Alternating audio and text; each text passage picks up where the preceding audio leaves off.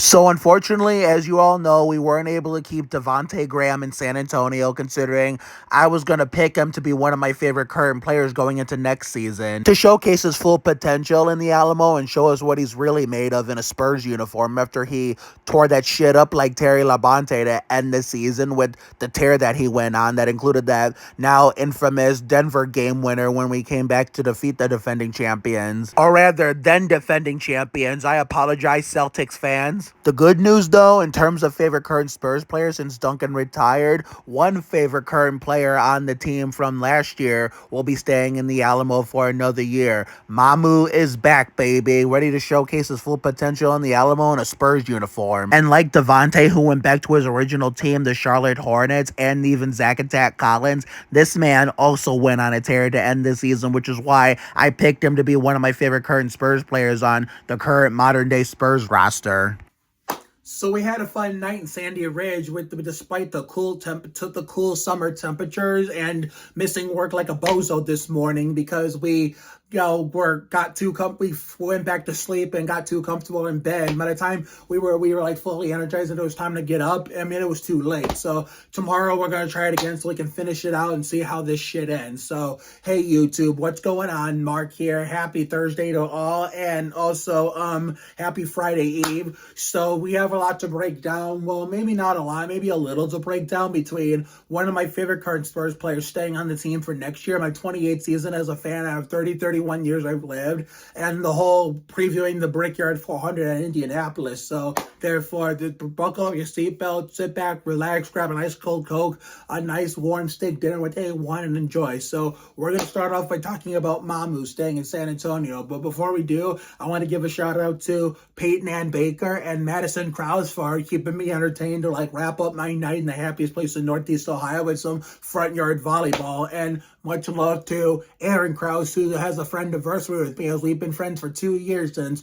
June 15, 2022. As June 15th of this year marked 2 years. Next year in 2025 for season 5 of Fun of the Sun will mark 3 years. So shout out to Addison and Aaron Krause, and of course Peyton Ann. So anyway, now to the Mamu news. I can't say that guy's full name for shit, so you have to bear with me until I can figure that shit out. It's just like my grandmother with Zydrunas Stilgauskas name back in the old days. But anyway, so Mamu, number 54. So therefore, didn't another Spurs player wear 54 during the Alamo Dome days when Tim Duncan was in his prime before the bad leg or something, like bad knee? It was Brad Lawhouse or something. I think it was him. Yeah, Brad Lawhouse, something like that. Anyway, yeah, that guy. So this guy wearing number 54 is proving to be better than Brad Lowhouse, or however the fuck you say his name. He tore that shit up like Terry Labonte to end the season, along with Devontae, who sadly went back to his original team, the Charlotte Hornets, Zach Attack, until he got injured in the regular season finale against Conrad McDonald and Kenneth those years, Detroit Pistons. So that was only because our main players got injured, Keldon, Vassell, people like that, and Sohan. But that was able to give them a golden opportunity to showcase their potential, show us what they're really made of if they get enough playing time in a legit way. So, which sadly won't happen until players with a bigger role get injured, like we saw at the end of Wemby's first season a year ago. So hopefully. Here's what I'm going to say about Mamu. That guy showcases full potential to end the season last year. So, therefore, he proves he's really damn good if he gets the proper amount of playing time, which I hope we can see happen next year. But just not at the expense of, other players that are a large amount of playing time get injured. I'd like to see Mamu get some playing time too. Even if we're getting blown out by better teams or just any team, even if they're just as bad as us or worse than us, I want to see Mamu get some playing time. Now we just got to wait and play the waiting game to see the news on Zach Attack and Trey Jones, because the only reason why I picked Trey Jones to be my favorite, one of them, and I know Summer League's a whole new ball game compared to the big boys, during the fall winter months. But when he played in the Summer League, and I think it was the 2021 season, or was it maybe in 2022? No, it was 2021, because then by 2022 it was already my favorite. So 2021, he won the Summer League against out of all people, during Devontae started his NBA career, the Charlotte Hornets, he tore that shit up like Terry Labonte during a game against them in the Summer League, including the game winner. So I'll pick you as one of my, I said, maybe I'll pick you as one of my favorites. Just make sure you do that shit with the big boys too, with San Antonio big boys. You know, where on the actual team during the October through April portion of the season. I want you to do that there too with the big boys. So tear that shit up like Terry Labonte game winner or no game winner. So I want to see that too. So I'm looking forward to seeing, hopefully Trey have a breakout year.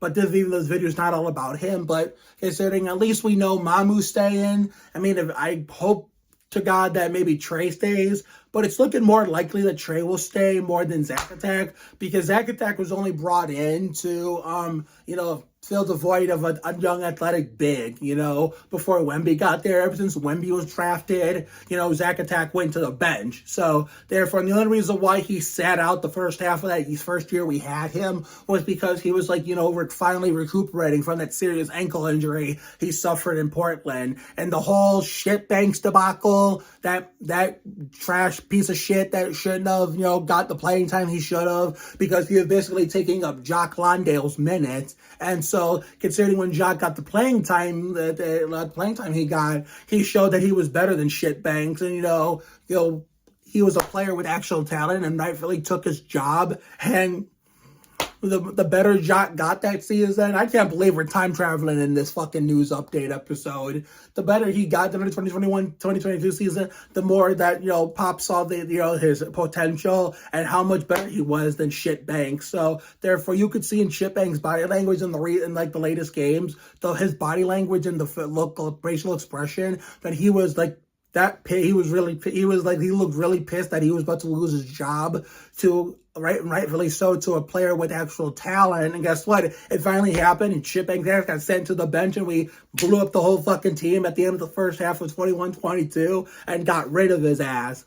So yeah, glad that Useless Shitbag is off my team, and I'm glad that Malik Rosenposter is finally off the team. That way we can put the number 31 in the rafters. But I could say the same about Nick Van Exel as well in 2005-2006. But I was 11 or 12 years old. I didn't care about that stuff back then, because I was a kid. Now that I'm an adult, I look back at it. Yeah, Van Exel should have not have been allowed to take Malik's number, even though he was 31 in other teams. And KBD shouldn't have allowed to take it either, even though he was 31 in other teams. But those two should have been forced to pick a different number, kind of like Aldridge with Bowen's number. Aldridge should have never been allowed to take Bowen's number, because I would have had more respect for Aldridge if. Well, here's the thing, though. Bruce Bowen was the one who gave his blessing, which if I was Bowen, I would have said no. If you're going to pick a number and you've been associated with your basketball career for a long time, sure, you wore 12 on the Blazers, but in San Antonio, it's my number. Pick a different number. So if that would have been if that had been the case, if I were Aldridge and Bowen told me that, I would have picked my college number 23. Sure, 23 is Michael and Mr. 4 and 6 in the finals. Yeah.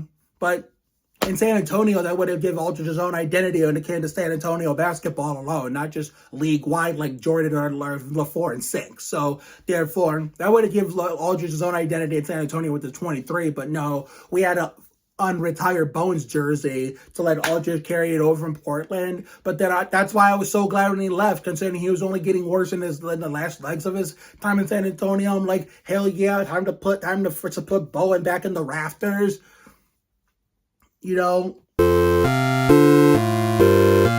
I've lost my train of thought.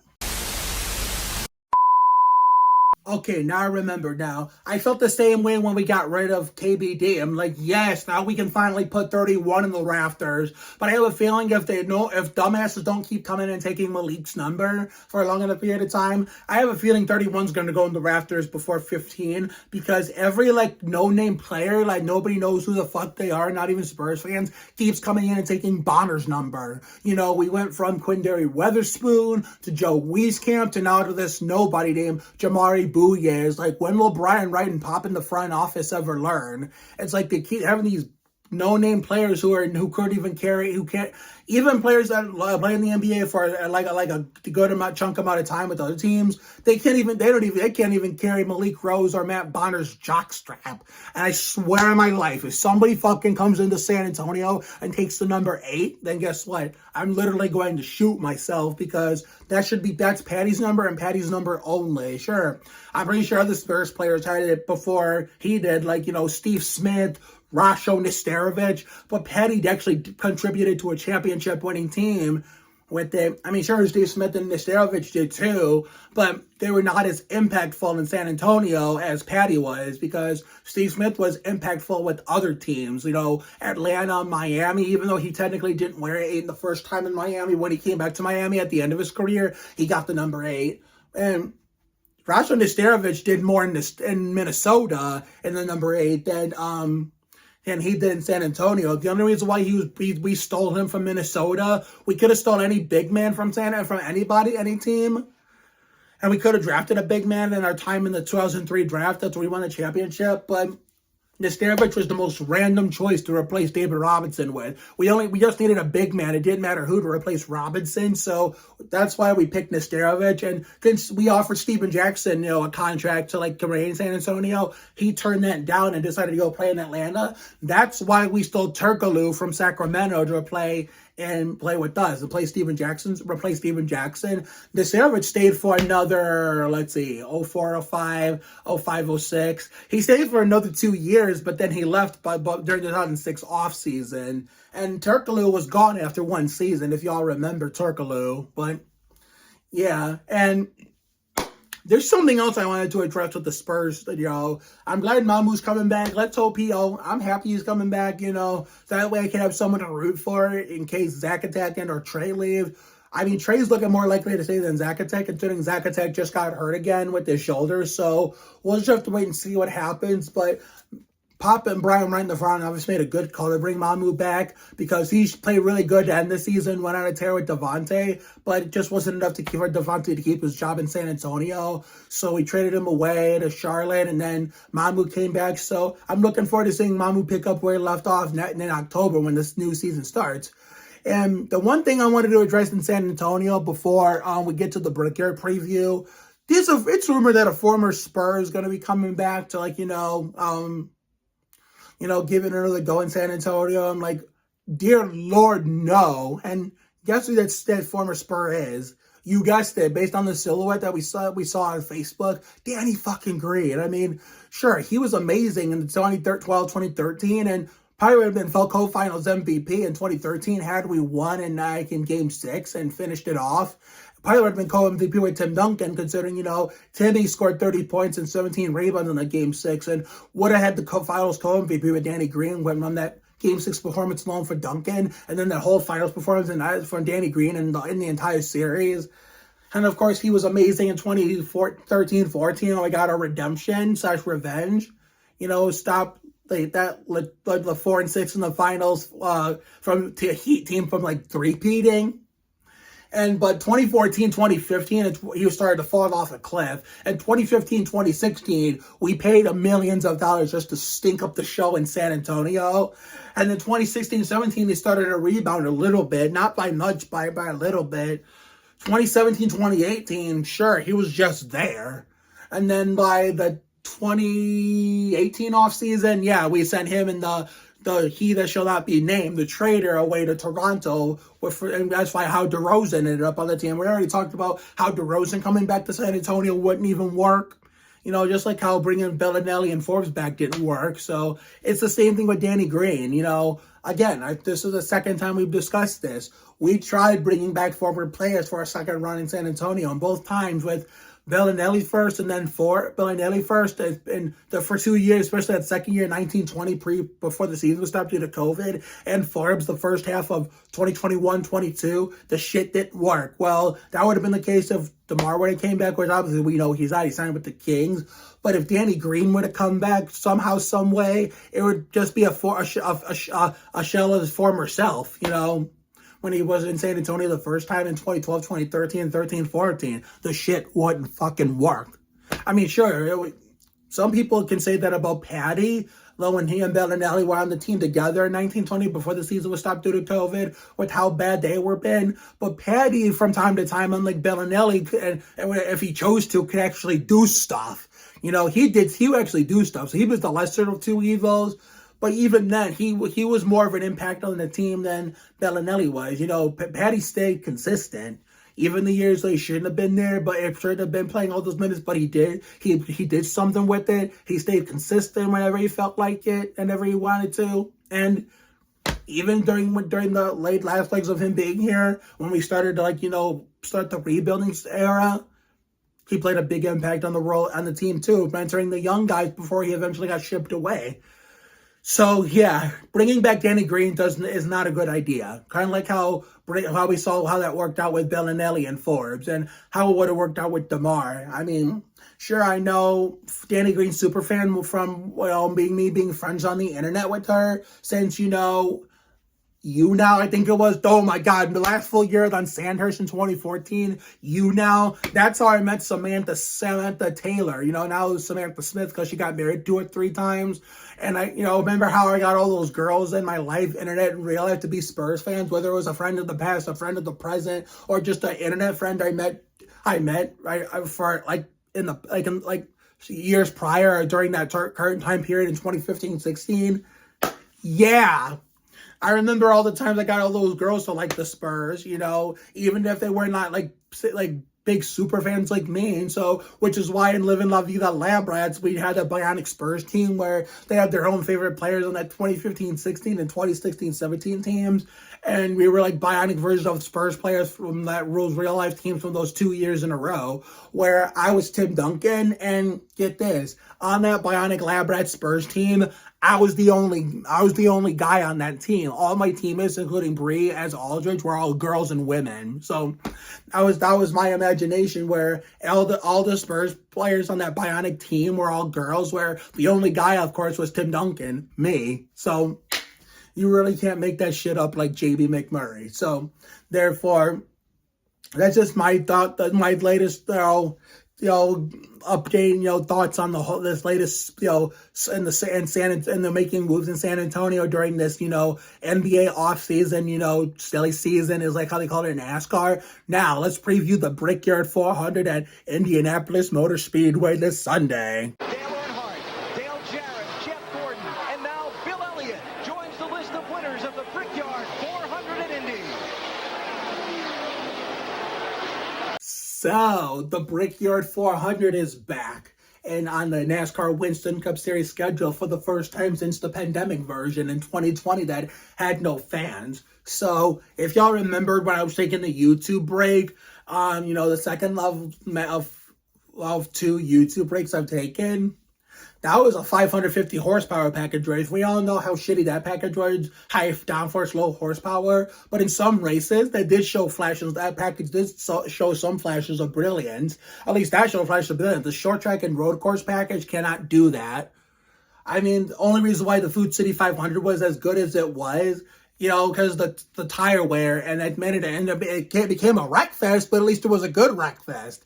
So that's what I hope we see in the Sharpie 500 at Bristol when we get to the chase during Season 4 of Winter Wonderland. And I hope we see that, which I'm going to save the talks about what they're doing for the Chevrolet Monte Carlo 400 in the next NASCAR video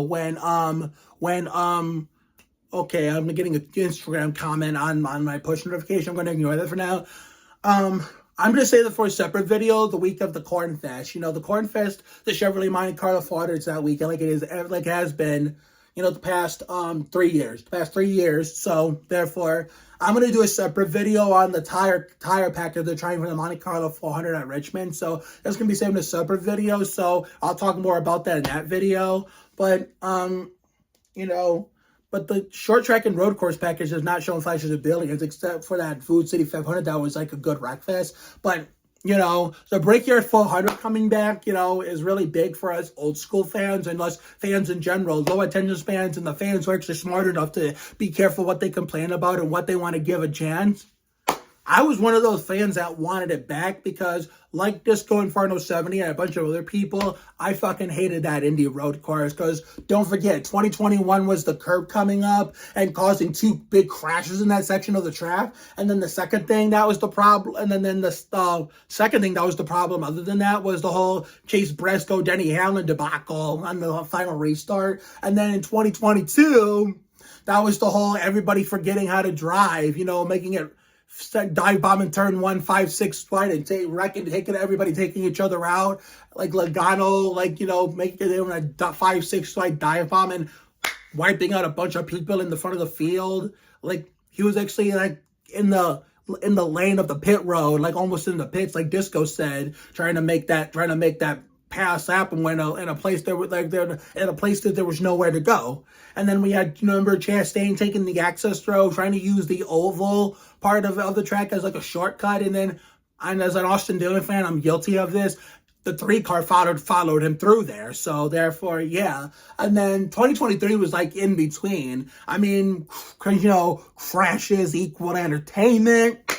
So therefore, there was no stage cautions because people, low attention span fans, for example, are people that bitch about something when NASCAR to fix something or get rid of it. But as soon as they do it, they complain go back to what you were. It's NASCAR fans are never fucking happy. It's what the fuck do you want? It's we can never please you anymore because some of you are just low attention span fans who are complaining about everything. For example, everybody wants the stage cautions gone, but the ones who are actually smart enough, to keep up their end of the bargain when they get rid of them, just sucks it up, deals with it, and takes it with a grain of salt. You see, the low attention span fans complain too that they wanted the stage cautions gone. Well, they got rid of them, starting at that. Don't even get me started that Coda race on Sophia Woodward's Jeremy Mayfield 19th birthday. So that's what. We all know what happened. I'm not going to get into a whole tangent about how much of a mess that was, considering last NASCAR season I took the year off, except MIS in person, since we already renewed our contract, renewed our tickets in advance before I decided to take the season off, and then the Gatorade 125, which was a non-points race that I was invested to. But starting with that race at Coda last year, they got rid of them, and then every road course seemed like it was smooth sailing, and that Sirius satellite radio at the Glen last year would have been caution-free, the first caution-free Winston Cup race since the 2002 EA Sports 500 if Chase Elliott and his pit crew knew how to, do fuel strategy properly. When he stalled his car in the bus stop interloop chicane and brought out the race's only caution. Well, and then Indianapolis came too, and the only wreck we had was Logano in turn 1. It was nothing like he did the year before. He just got too hot, the wheel hop, and just spun it around in front of the oncoming trailer where secondly nobody hit him. But you see my point? That's what the low attention span fans were bitching about, that the races were boring and the road courses, there were no stage caution and because, like I said, crashes equal entertainment. Sure, I love a good breakfast now and then, but when it goes over the line where it just becomes uninteresting, that's when I have to say it's not all about the crashes.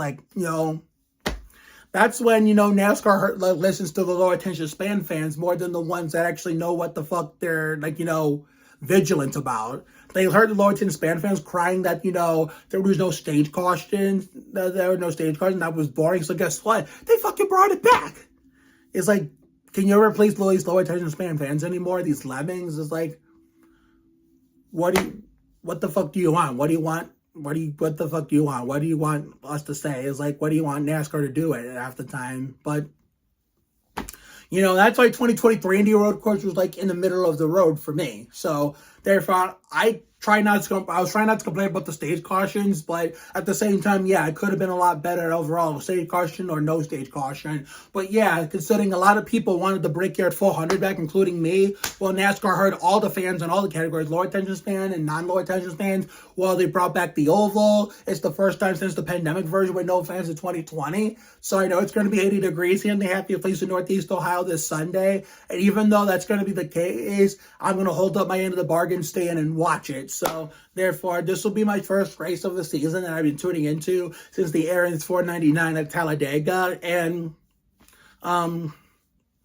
this will be my first NBC race of the season. Plus, it's the last race before the 2-week Olympic break, so I might as well just, watch it just before we can get a free 2-week break where you don't have to think about NASCAR on Sunday, or either we could sleep in on Sundays, or we can go outside on Sunday and do whatever we want without ever thinking about missing a race, and stuff like that. But this Brickyard 400 is shaping up to be hopefully a good one, considering, why I say that. Because I know there's a lot of people that are optimistic about how, and understandably so, about how much the Gen 7 has sucked on flat tracks, and has, ruined short track racing and road course racing, and it's starting to make restrictor plate racing go down the toilet because, there, like I said in the previous news update video with NASCAR, fuel mileage in the middle of a restrictor plate race. Like I said, I understand it at the end of the race because it's part of, the intensity and the excitement of deciding a winner in any race, plate track or non-plate track. But doing it when it's nowhere near the end is like, asinine, it's blasphemy, if you know what I mean. You're supposed to go flat foot, full throttle on a plate track from like, in the beginning to the middle of the race. The end of the race, when you start either picking up the intensity, trying to go for the win, or if it's like not as crazy, like, 2017 Daytona 500, where even with a lot of crashes, if it calms down like towards the end and you don't get as many wrecks, then you can go with fuel mileage on a plate track. And I don't recall a fuel mileage race at Talladega during the time I've watched since NASCAR since 2001. But I can understand why a lot of people are optimistic about Indianapolis, the Brickyard 400 sucking, but we don't know how the Gen 7 is going to race on the Indianapolis Oval since they've never done it before. What if it ends up putting on a hell of a good show? I know in Chicagoland, if they bring back the Tropicana 400, I'm sure it would put on an amazing show. I'm sure we'll put on an amazing show at Kentucky as well. But sadly, I don't think Kentucky is ever coming back. It's looking more likely that the Tropicana 400 or Rockingham, whether it be the Pop Secret 400 or the Subway 400, is looking like more of those, either one or both of those trucks looking likely to come back more to Kentucky. But that's a topic we're going to save for the Chicagoland and Rockingham coming back. We're going to save for another day. But maybe the Gen 7 put on a good show at the Brickyard and, prove a lot of those, optimistic people wrong. But if it proves them right, it turns out to be a stinker, then this is my opinion. Just my opinion. I'm speaking for myself. Time to move. Since the road course didn't work, especially in 21 and 22, and if this Gen 7 puts on a stinker at the Oval, then I guess it's time to move on from Indianapolis altogether as a whole track. So that's just my thoughts on it. So therefore, I just look forward to seeing who's going to add their name to the history books on, being a race winner at the world's most famous track, and like NASCAR's race event they have there. Add their name to the history books of legends who have won one of NASCAR's crown jewels, with the world's most famous track, the Brickyard 400. We've seen underdogs win it. You had Paul Menard in 2011. I know you had, let me see here. We had an underdog win in 2011. We had Jamie McMurray in 2010. Montoya looked like he was going to be the biggest underdog story in the 2009 version until he sped. So please, as an ex-Montoya fan, just don't remind me of 2009, 2010, especially 2009.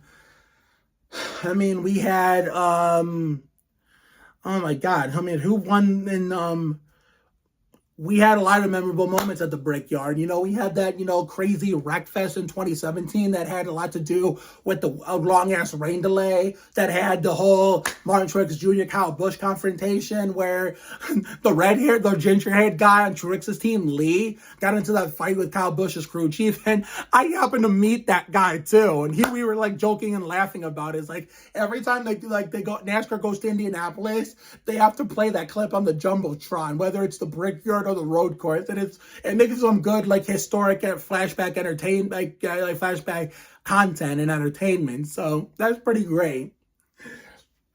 The last Brickyard 400 that winner on the Oval was Harvick. I think he won his first Brickyard 100 win was he actually won from the pole in 2003. So, and he won it two times, 3 times, or 4 times.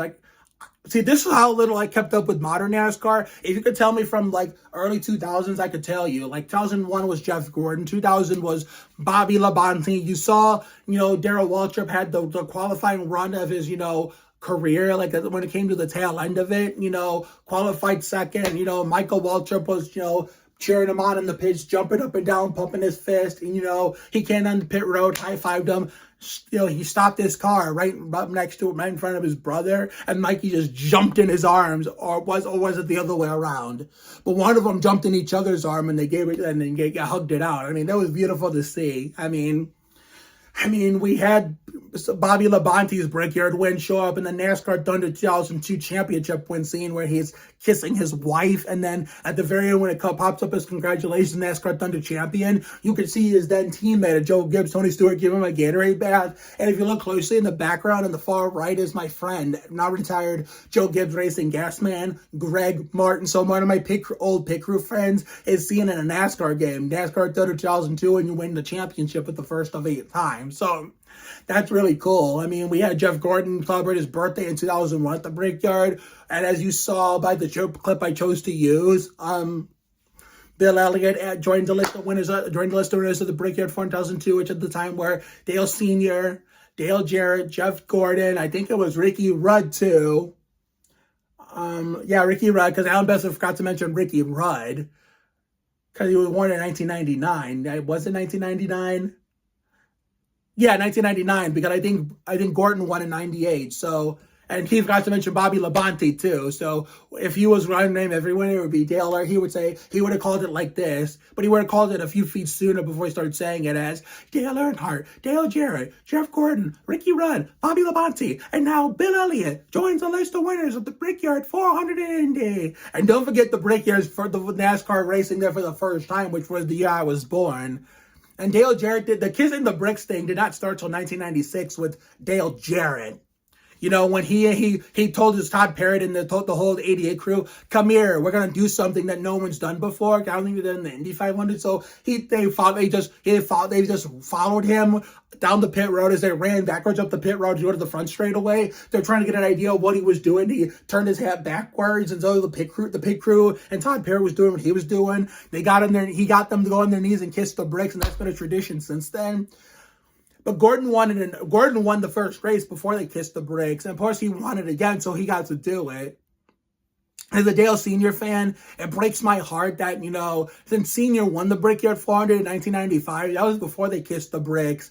And then when they started the Kiss the Bricks tradition, he never won another Brickyard 400 again. So he's the only Brickyard 400 winner that sadly never got to kiss the bricks. And that's unfortunate, but I will just find out who's going to kiss the bricks this Sunday. So, and I'll end this video by saying this, what I'm going to do for my Brickyard 400 video, in case one of my drivers pulls a win out of their ass, even if it's luck.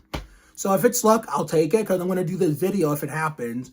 So if Austin Dillon, or Ty Dillon, or Noah Gregson, John Hunter Nemechek, Zane Smith, or Daniel Hemrick, somehow, even if it's luck, and they pull it out of their ass, win the fucking race Sunday, then I'm going to do a separate video from the race review, or try to combine the race review and this video together. I'm going to go inside of my NASCAR memorabilia. I'm not going to take it off and throw this on. No, I'm going to go outside and wear whoever shirt and hat I'm wearing. I'm going to turn my hat around backwards, have someone outside of the neighbors who's out there take my phone, or have someone in my house come out with me, take my phone. Whoever it is, I don't care who it is, I'm going to have them record it. Okay, I had to fix the camera. I'm going to have them record it. I'm going to get on my knees in the middle of the street in front of my house, aka the start-finish line, the front straightaway, and I'm going to kiss the ground like I'm kissing the bricks. So I've been planning this for months, so we'll see what happens, because you just never know what's going to happen next. So have a good night tonight and a better day tomorrow. Take care, everyone. Good night. I will see you all for that next video, whenever that may be. And tomorrow, we're going to close this out and see how this shit ends before we get ready for the big race on Sunday. So see you later, everyone.